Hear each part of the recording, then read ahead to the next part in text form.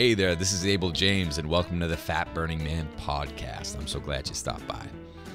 So today I'm going to be ranting a bit about everyone's favorite subject, dieting. So I hope you'll humor me. I'm going to warn you right now, if you haven't figured it out already, most of what I recommend to my readers, listeners, and clients completely flies in the face of popular beliefs and everything that you've been told is the truth. Tainted by special interest, powerful industry lobbyists, sleazy health and fitness gurus, and others, the lion's share of conventional wisdom about diet and health is just wrong, and those who trumpet its claims are misinformed, misguided, or simply misleading you. And if someone tells you to eat less and exercise more, stop listening. Despite decades of proven evidence in scientific literature, it's amazing how few people seem to be aware of the fact that dieting is counterproductive over the long term. Years ago, my father shared a story about his sister who struggled with weight during adolescence. To encourage weight loss, her doctor put her on an insanely restrictive diet regimen. Although it was painful and required incredible willpower and restraint, she successfully limited herself to a starvation diet of fewer than 600 calories a day. She lost a couple pounds over the course of a few weeks, but the weight loss eventually stalled and then the weight came right back. Now, they grew up on a farm, so they were burning quite a few, but how could it be that her siblings could eat over 3,000 calories a day and stay lean, while she was eating less than 600 and remained overweight? And the answer is, among other things, but principally hormones. When you starve yourself, your metabolism slows as an adaptive response. You lose muscle and you gain fat as soon as you start eating normally again. So it isn't the quantity of food that really matters, it's the quality. And the modern perception that a calorie is a calorie is simply wrong. By that line of logic, chugging a soda makes you just as fat as eating a can of tuna, and that is completely preposterous. The quality and the type of food you put in your body has far-reaching effects on your hormones and metabolism. Dieting or eating less energy than you burn doesn't work. 80% of overweight people who actually lose weight after a diet gain some or all of the weight back within just 1 year. And on top of that, most approaches to dieting are completely faddish or are often ridiculous. So one diet suggests that you eat 3 grapefruit a day, another demands that you ingest nothing but raw vegetables, and others declare that you'll only reach enlightenment by drinking murky-colored juice, nibbling on expensive private label frozen dinners, or slugging cabbage soup. And if you have enormous self-restraint and can stand eating very little for extended periods of time, you might even lose some weight, and you'll definitely lose some muscle. But here's the thing, unless you're some freak of nature, the weight just comes back. So why? Well, maintaining the same level of caloric intake for extended periods of time is detrimental to long-term fat loss because as a result of extended caloric restriction, your body initiates a starvation response that lowers your metabolic rate and increases your appetite due to a decrease in leptin, which is a fat-burning hormone. And this, in turn, increases the production of cortisol, which is a stress hormone, a really bad one that you want to avoid most of the time, which feeds on your muscle and makes it much more difficult to continue to lose fat. Now, there's a trick to preventing all of this involving leptin that I'll get to at the end of the podcast. But first, I want to talk a bit about an article I read recently from CNN.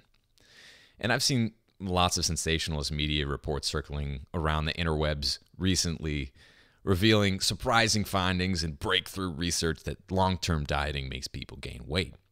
But the thing is, this isn't new or surprising. It's just something that conventional wisdom hasn't yet accepted as truth, despite its basis in scientific and physiological fact. But the media coverage is where I take issue. Ladies and gentlemen, this fires me up. Once again, the media has taken a perfectly reasonable research study and twisted it into a bizarre plug for appetite-suppressing drugs and weight loss surgery. Classy. So here's the study in question.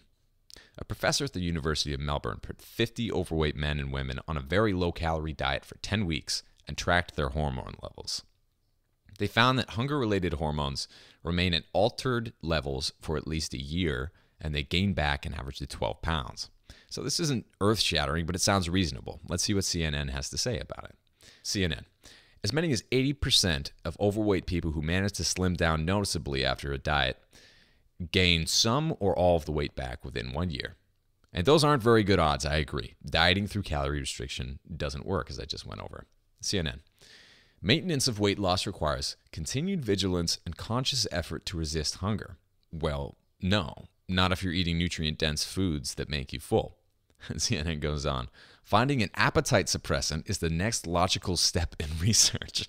What? CNN goes on, until then, weight loss surgery is a possible option for severely obese people who have not been able to keep the weight off. What? Are you kidding me? How is it that the only solutions presented by CNN are that fat people buy appetite-suppressing drugs or get their stomachs stapled? How about you just tell them to stop eating foods that make them fat? For example, most diet foods are junk foods. They're full of sugar and chemicals. And, on top of that, to me, it's preposterous that you'd purposely spend money on something that has less food in it for the same price. You're paying more to get less food, and usually it's really crappy food on top of that. And another thing, calories aren't nearly as perfect a measurement as we're led to believe, so counting calories doesn't really work. Does energy in, energy out matter? Yes, it does. But so do hormones, metabolism, time of month, how much you exercised, how much you slept, etc. It's impossible to count calories correctly. Science just isn't there yet, despite what you're led to believe. Now, your best hope is to consistently consume fewer calories than you burn, but then again, you're into the same problem with dieting. Because your metabolism slows down, you'll gain weight. So here's an aside. As I was reading the CNN article, there was an advertisement nestled within a few of the paragraphs that said, health.com, 25 ways to cut 500 calories in a day. In the middle of an article that says that caloric restriction doesn't work. I found that amusing. It reminds me of the time I read an article about Andrea Yates horrifically drowning her 5 children in the bathtub. And in the sidebar, this is no joke, Google showed advertisements for buying bathtubs. Terrible. And there was another time when I was searching for a refresher on the proper use of the semicolon and was presented with an ad for Colon Blow, a natural, no-nonsense, aggressive approach to colon cleansing. Wrong colon, Google. But that's neither here nor there. Now, the answer to permanent weight loss is relatively straightforward. Cut out refined flour, processed and chemically altered foods, and sugar, and you'll lose weight. And there's also a trick that I told you about earlier to prevent a drop in leptin from occurring. And this is fluctuating your caloric intake to keep your body guessing and unable to adjust.